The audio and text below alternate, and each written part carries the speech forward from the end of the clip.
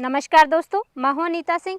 दोस्तों, NPK fertiliser आपने कभी ना कभी ज़रूर यूज किया होगा। अगर आप खेती करते हैं, सब्जियों की खेती करते हैं, अनाज वाली फसलें हैं या दलहनी किसी भी टाइप की फसलें आप कर रहे हैं, बागवानी में किसी भी टाइप के पौधे हैं, तो रेगुलर ही आपको यूज करना होता है एनपीके फर्टिलाइज़र। एनपीके फर्टिलाइज़र दोस्तों बहुत सारी कंपनियों का आता है, हज़ारों कंपनियाँ और हज़ारों ग्रेड में एनपीके फर्टिलाइज़र आता है। जैसे कि एनपीके 19-19-19 है, 18-18-18 है, 20-20-20 है, 12-61-0 है, 13-0-45 है, 00-50 है या 0-60-20 है। तो बहुत सारे एनपीके फर्टिलाइज़र आते हैं। लेकिन दोस्तों अभी सबसे बड़ा कन्फ्यूजन लंबे समय से एक्चुअली किसान भाई मुझसे डिस्कस करते हैं, जैसे कि मैं व्हाट्सएप कॉल पे या वैसे भी कमेंट में भी आते रहते हैं कि एनपीके फर्टिलाइज़र में क्या लिक्विड एनपीके आता है, उसका हम यूज करेंगे तो क्या जल्दी रिजल्ट मिल जाएगा या अच्छा रिजल्ट मिलेगा, या फिर जैसे कि ये जो नॉर्मल एनपीके फर्टिलाइज़र हम सालों से यूज करते हैं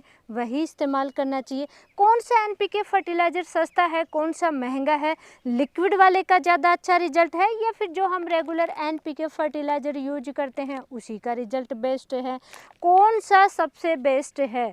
दोस्तों आज की वीडियो में डिटेल से डिस्कस करूंगी। आप किसी भी टाइप की खेती करते हैं, एनपीके खाद का इस्तेमाल करना है तो दोस्तों आज का वीडियो कंप्लीट जरूर देखें, एंड तक जरूर बने रहें। सबसे पहले एनपीके फर्टिलाइज़र की हम बात करें तो जैसा कि मैंने शुरू में डिस्कस किया, एनपीके फर्टिलाइज़र बहुत सारी कंपनियों के आते हैं और बहुत सारी ग्रेड में आते हैं और हर एनपीके फर्टिलाइज़र की पर्टिकुलर एक फसल की अवस्था होती है, उसी समय आपको इस्तेमाल करने से ज़्यादा अच्छा रिजल्ट मिलता है। ऐसे नहीं है कि किसी भी अवस्था में कोई भी एनपीके आपने डाल दिया रिजल्ट अच्छा मिल गया, नहीं मिलता है दोस्तों, नुकसान भी हो सकता है। सबसे पहले एनपीके के बारे में डिस्कस करेंगे। एनपीके होता क्या है? एन यानी कि नाइट्रोजन, पी यानी कि फॉस्फोरस, के यानी कि पोटाश। नाइट्रोजन, फॉस्फोरस, पोटाश, ये बार बार बोलने से ज़्यादा अच्छा है कि इनको शॉर्ट में बोला जाए एनपीके, नाइट्रोजन फॉस्फोरस पोटाश, इसलिए हम शॉर्ट में कहते हैं एनपीके फर्टिलाइज़र। और अलग अलग जितनी इनकी परसेंटेज आती है उसी अनुसार इनको बोला जाता है। जैसे कि एनपीके मेरे पास है ये 12-61-0, जिसमें कि नाइट्रोजन 12%, फॉस्फोरस 61% और पोटाश 0%। जैसे कि मेरे पास लिक्विड में है एनपीके 19-19-19, तो इसमें नाइट्रोजन भी 19% है, फॉस्फोरस 19% और पोटाश भी 19% है। तो इनकी जितनी परसेंटेज होती है वो इसकी ग्रेड होती हैं। अब इनके दोस्तों थोड़ा सा एक बार बेसिक हम कॉन्सेप्ट क्लियर करें कि इनका कार्य क्या होता है, कब आवश्यकता होती है। किसी भी फसल की दोस्तों यानी कि शुरुआती अवस्था होती है, बढ़वार फुटाव का समय होता है, उस समय सबसे ज़्यादा नाइट्रोजन की आवश्यकता होती है। अगर फसल हरी है, स्वस्थ है, तो इट मीन्स कि उसमें नाइट्रोजन भरपूर मात्रा में है, क्योंकि क्लोरोफिल निर्माण के लिए, प्रॉपर पौधे को भोजन बनाने के लिए नाइट्रोजन की सबसे ज़्यादा आवश्यकता होती है। तो अगर दोस्तों नाइट्रोजन की कमी हो गई तो पुरानी पत्तियों में पीलापन आएगा, क्योंकि नाइट्रोजन होता है ये चल पोषक तत्व होता है। चल पोषक तत्व क्या करेगा दोस्तों, जहाँ तक पौधे को मिल रहा है पोषक तत्व, जैसे कि नाइट्रोजन पौधे को मिल रहा है तो वहाँ तक पत्तियाँ हैं वो बिल्कुल स्वस्थ और हरी भरी रहेंगी। लेकिन जैसे ही कमी आ जाएगी, पौधे को मिलना कम हो जाएगा, तो पुरानी पत्तियों से नाइट्रोजन ऊपर की तरफ नई पत्तियों में शिफ्ट होता चला जाता है, जिसकी वजह से नाइट्रोजन की जो भी कमी आपको दिखाई देगी वो पुरानी पत्तियों से शुरुआत होती है, पुरानी पत्तियों में पीलापन आने लग जाता है। और ये विशेष तौर से सब्जी वर्गीय फसलों की मैं बात करूँ तो मिर्च में बहुत ज़्यादा इसकी डिफिशियंसी अक्सर हमें फील्ड में देखने को मिलती है, नाइट्रोजन की कमी।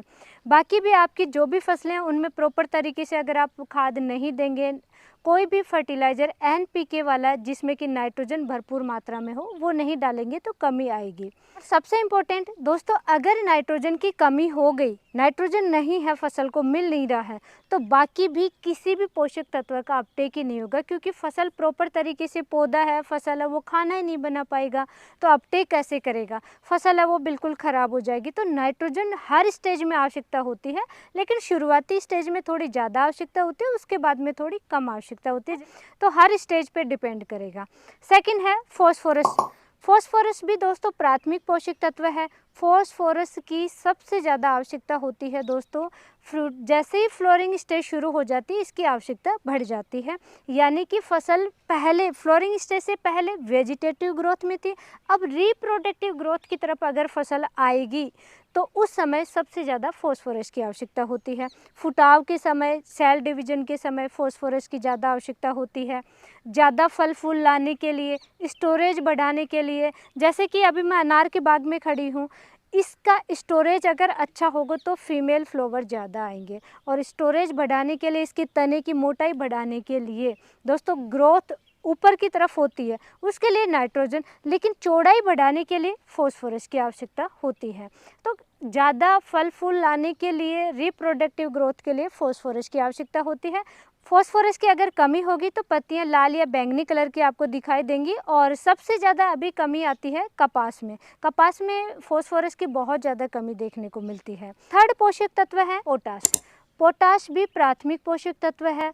किसी भी फसल में दोस्तों, सब्जियों में अक्सर मैं डिस्कस करती हूँ, बार बार रोगों का अटैक आता है, बार बार आपने दवाइयाँ डाल दी हैं लेकिन फिर भी उसमें रोग बार बार आ रहे हैं, तो इट मीन्स उसमें पोटाश की कमी है।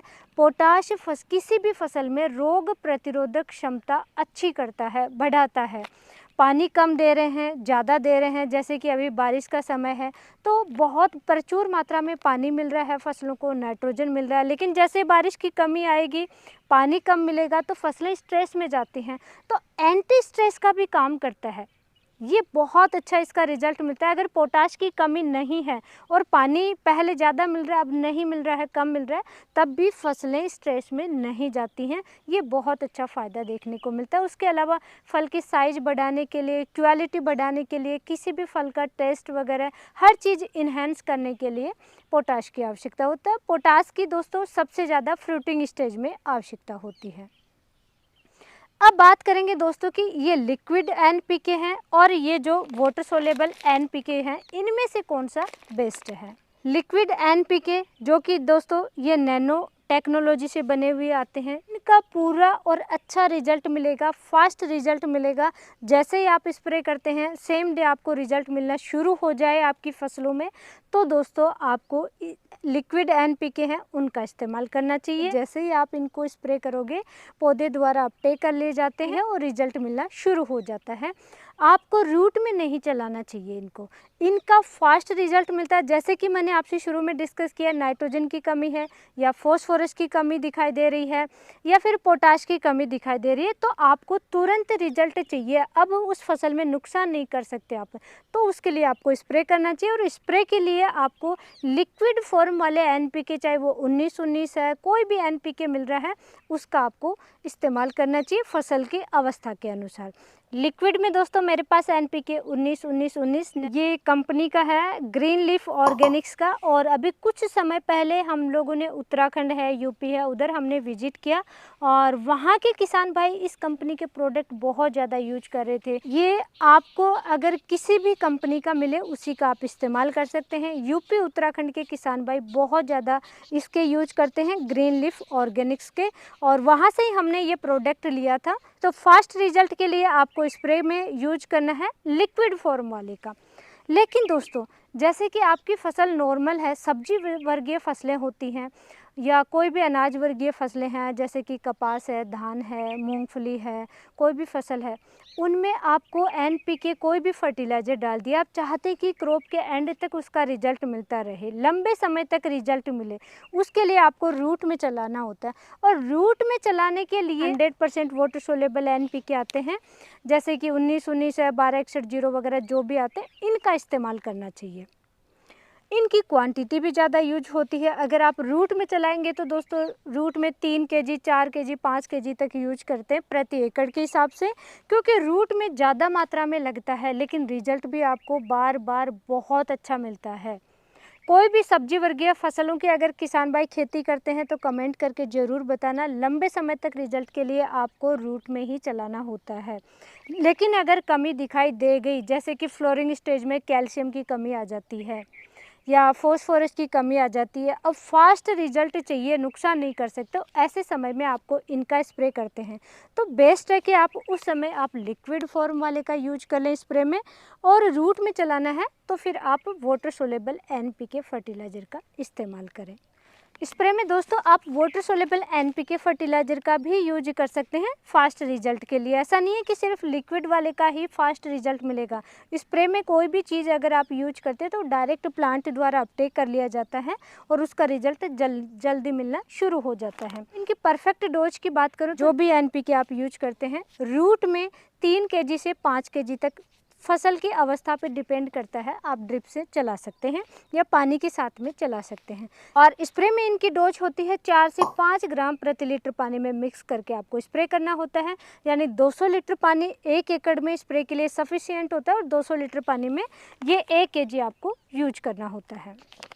और इस 1 kg की प्राइस दोस्तों अलग अलग कंपनियों की आती है। जैसे कि इस पे लिखा हुआ है 222 रुपये और इस पे लिखा हुआ है, ये मेरे पास है NPK 0050, जिस पे लिखा हुआ है 182 रुपये यानी 180 रुपये। तो ये सब कंपनियों की अलग अलग आती है और सभी की आपके एरिया में कौन सी कंपनी का मिलता है उसी का आप इस्तेमाल कर सकते हैं, सभी का रिजल्ट अच्छा मिल जाता है। लिक्विड की अगर बात करें तो दोस्तों NPK 19-19-19 है, जिसकी परफेक्ट डोज होती है 1 से 2 ml प्रति लीटर पानी में मिक्स करके आपको स्प्रे करना होता है।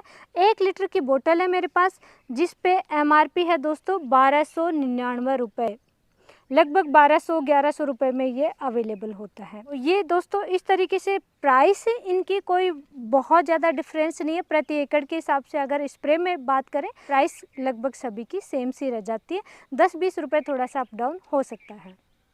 लास्ट में एक बार मैं कन्फ्यूजन फिर से दोस्तों क्लियर कर देती हूँ। स्प्रे में अगर आपको यूज करना है, सिर्फ आपको स्प्रे करना है, तो इन दोनों का इस्तेमाल कर सकते हैं। फास्ट रिजल्ट के लिए आपको लिक्विड फॉर्म में नैनो टेक्नोलॉजी वाली का इस्तेमाल करना चाहिए और अगर आपको ड्रिप से चलाना है तो फिर इसका इस्तेमाल करना चाहिए। और आपको एनपीके में किस टाइप का कन्फ्यूजन होता है हमें कमेंट करके ज़रूर बताएं। नेक्स्ट वीडियो उसी तरीके से हम बनाने की कोशिश करेंगे। आज की जानकारी अच्छी लगी वीडियो को लाइक करें, चैनल को सब्सक्राइब करें, ज़्यादा से ज़्यादा शेयर ज़रूर करें। धन्यवाद।